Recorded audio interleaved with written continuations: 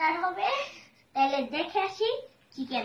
আচ্ছা, এই মনে রাখবেন আগে আমাদের চ্যানেলটাকে লাইক কমেন্ট শেয়ার করে দিন, তারপর আমি রেসিপিটা দেখাবো। আমারটা কিন্তু আমি দিব না। তাহলে গাইস, একবার এখানে হট করতে থাকবে চিকেন গুলো আমি ধুয়ে ফেললাম। দিয়ে যা মশলা দিয়ে দিলাম। এবার এটা ঢেকে রাখবো 10 মিনিট। 10 মিনিট ঢেকে রাখলাম। চিকেনটা আরেকটু কিছু করতে হবে। এখানে এখনো চিকেন হয়ে গেছে। এবার আমি চিকেনটা এখানে ঢালবো। এই চিকেনটা এবার আমি সস লাগিয়ে করে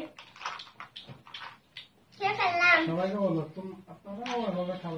আপনারাও এইভাবে খাবেন, লাইক কমেন্ট শেয়ার করবেন। আর যতগুলো আপনি যদি লাইক করে থাকেন তাহলে আপনার কাছে সবার আগে আমার নতুন নতুন ভিডিওগুলো সবার আগে আপনার কাছে আসবে।